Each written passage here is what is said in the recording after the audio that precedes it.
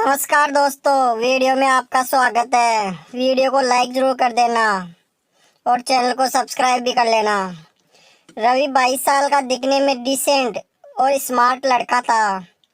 नीलम को उसने पहली बार एक शादी में देखा था। नीलम देखने में किसी परी जैसी थी। रवि को नीलम को देखते ही पहली नज़र का प्यार हो गया। नीलम दिखने में किसी फिल्म की हीरोइन से कम नहीं थी।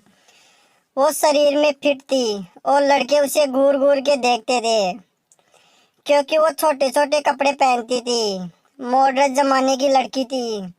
उस शादी के दिन रवि नीलम को देखकर ऐसे मदहोश हुआ कि ना उसे नीलम से मिलने की सूझी, ना ही उसने सोचा कि उसका नाम या नंबर पता किया जाए। बस वही मूर्ति की तरह खड़ा होकर उसे देखता रहा। नीलम थोड़ी देर बाद वहां से चली गई। नीलम के चले जाने के बाद रवि का सुख चैन सब चला गया। उसके ख्यालों में ही खोया रहता था। रवि को लगने लगा अगर वह नीलम को फिर से नहीं मिलता है तो शायद उसकी जान निकल जाएगी। ये एहसास जितना दुखदाई था उतना ही अनोखा था। कहीं ना कहीं उसे ये सब अच्छा लग रहा था।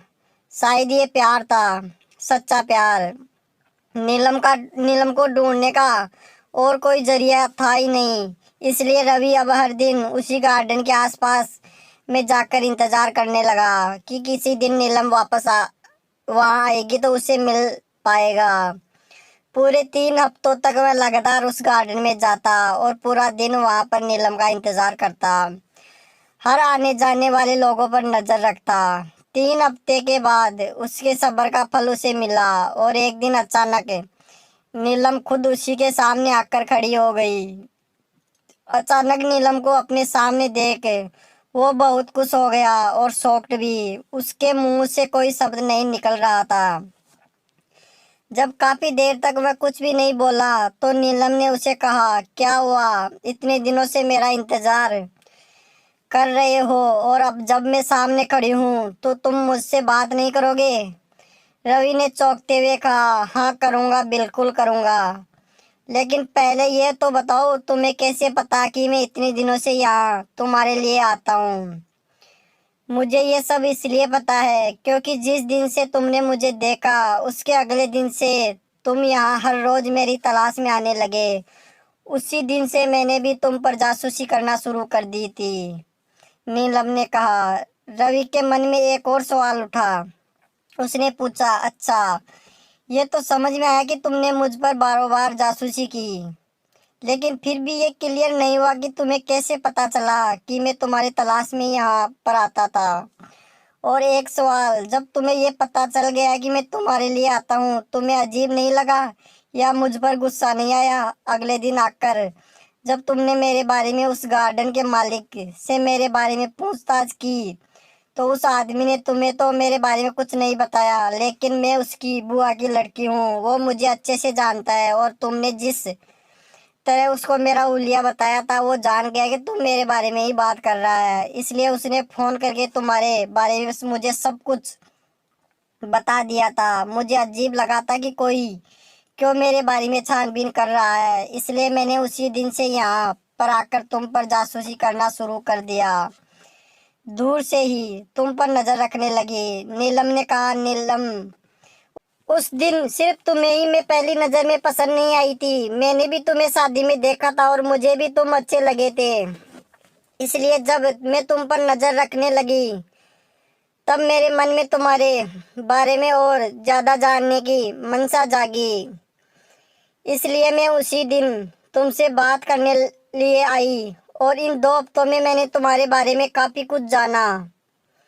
क्योंकि तुम मुझसे प्यार करने लगे हो, लेकिन मुझे इस बात का कंफर्म करना था कि कहीं तुम्हारा प्यार सिर्फ शारीरिक आकर्षण तो नहीं है, जो अक्सर इस उम्र में हो जाया करता है। लेकिन जैसे जैसे दिन बीत गए और मैंने देखा कि तुम बिना धीरज कोई और बिना इंटरेस्ट यूज किए उतनी ही शिद्दत से मेरे लिए यहाँ आते थे और मुझे तलाशते रहते थे, तो मुझे यकीन हो गया कि ये महज एक आकर्षण नहीं है, बल्कि तुम सच में मुझसे प्यार करने लगे हो। और इस बात को तब और ज़्यादा मजबूती मिल गई जब मैंने देखा कि शादी में मुझसे भी ज़्यादा सुंदर लड़कियां तुम्हारे पास से गुजरती थी, लेकिन तुम उन पे सिर्फ मेरा चेहरा देखना चाहते थे।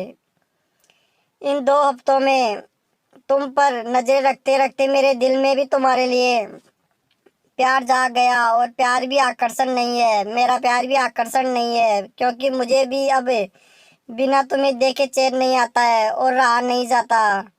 और मैं भी वही चाहती हूँ जो तुम चाहते हो, इसलिए आज मुझसे रहा नहीं गया और मैं तुम्हारे सामने आकर खड़ी हूँ।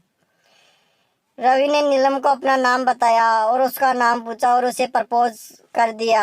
लेकिन नीलम ने कहा, शादी में घर वाले राजी होंगे तो ही करूँगी, क्योंकि मैं अभी 18 साल की हुई हूँ।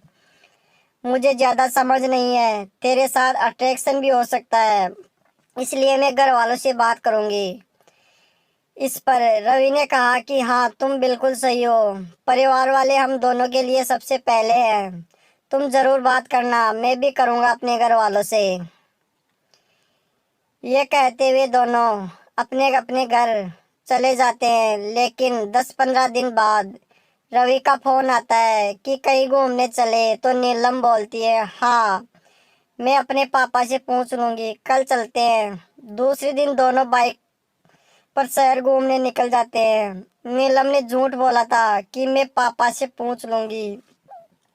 नीलम ने बस ये कहा था कि मेरी सहेलियाँ घूमने जा रही है, उनके साथ जाऊं पापा। दोनों काफ़ी लेट हो जाते हैं और मूवी देखने में तो रवि बोलता है कि अब रात ज़्यादा हो गई है, मेरी दीदी रूम लेकर यहाँ रहती है, हम आज रात को उसके पास रुक जाते हैं। तो नीलम को थोड़ा उस पर शक हो जाता है, लेकिन नीलम हाँ बोल देती है और उसके साथ चली जाती है। दोनों कमरे पर पहुंच जाते हैं। नीलम अंदर जाते ही चौंक जाती है, क्योंकि सच में उसकी बहन सामने थी। और फिर नीलम बहन के सामने ही रवि को गले लगा लेती है और बोलती है कि आप जैसा सच्चा और ईमानदार लड़का मुझे कभी मिल ही नहीं सकता, क्योंकि आपके पास आज एक लड़की को होटल या प्राइवेट कमरे में ले जाने का ले मौका था, लेकिन आप सच्चा प्यार करते हो, इसलिए मुझे अपने दीदी के पास लेकर आए और मुझे पूरे दिन में एक बार भी टच करने की कोशिश नहीं की। ये सब मेरे पापा को बताऊंगी तो बहुत खुश होंगे और शादी के लिए भी मान जाएंगे। ये थी दोस्तों कहानी। आपको कैसी लगी कमेंट करके ज़रूर बताना और वीडियो को लाइक ज़रूर कर देना। धन्यवाद। चैनल को सब्सक्राइब भी कर लेना।